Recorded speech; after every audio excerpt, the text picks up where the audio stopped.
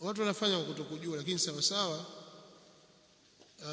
mtu ajinasibu kwa babu yake aliyemzalia mama, tumzalie kwa mama yake na babu yake aliyemzalia mama, nasabu yake inarudi kwa upande wa mama. Hilo ni moja. Ama kwa ile fatwa tuliwahi kuizungumza hapa Sheikh al-Islam Ibn Taymiyyah, fatwa ambayo ulama al-muasirin hawajaikubali sana, lakini al-Imam Ibn al-Qayyim wal-Imam Ibn Taymiyyah na wengineo wanaona kwamba mtu atakapokuwa amezini ni mwanamke akapatikana mtoto wa nje ya ndoa, na haya ni mambo yanapatikana kwa wingi katika mujtamaa wetu, si kila mtaa, tuseme kila nyumba utakapofika utakutana na habari hizo kwamba hilo tatizo lipo. Sasa katika fatwa aliyotoa Sheikhul Islam Ibn Taymiyyah na wengineo kwamba huyu aliyefanya jarima hii, kama mtoto yule atamkubali na akakubali kujinasibu na yeye, basi atakuwa ni baba yake, atafaa kujinasibu naye. Hiyo fatwa iko, na niliwahi kutoa maelezo hapo kwa ufafanuzi siku moja.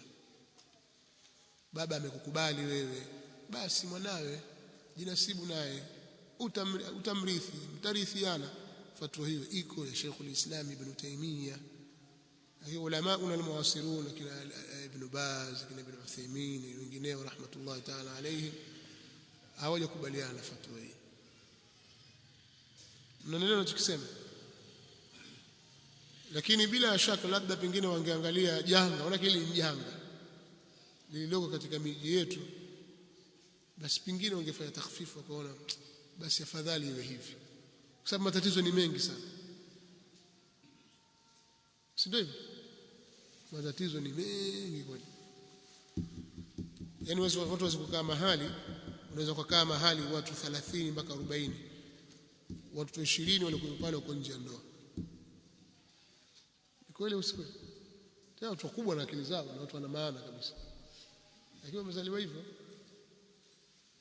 Au kikaa na watu 50, kama ni watu wana umri miaka 30 kwenda mbele, karibu katika wale watu 30 watu 29 kila mmoja na mtoto nje ya ndoa.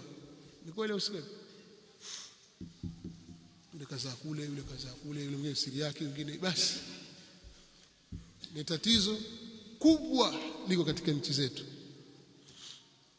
Tunakwenda kufanana Europe au Amerika.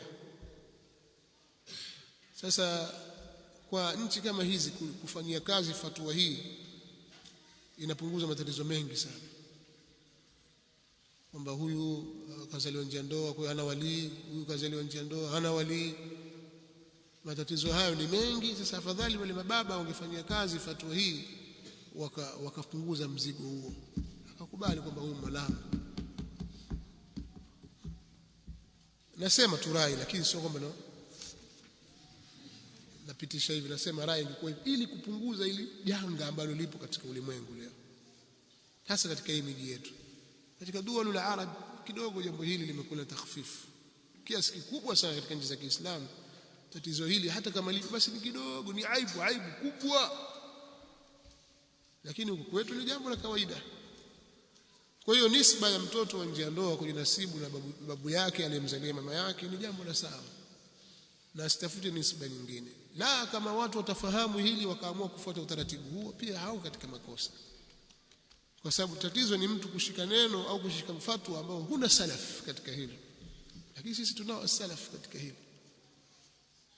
Nadhani kauli ya Ibn Taymiyyah iko wazi, inasema kwa wazi kabisa. Ibn Uthaymeen pia ndo msimamo wake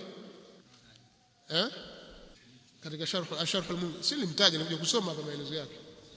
Msimamo wa Sheikh Ibn Uthaymeen pia hapa nimemtaja kwamba katika wanaokataa, lakini Ibn Uthaymeen katika wenye kulikubali hili, si ndio hivyo?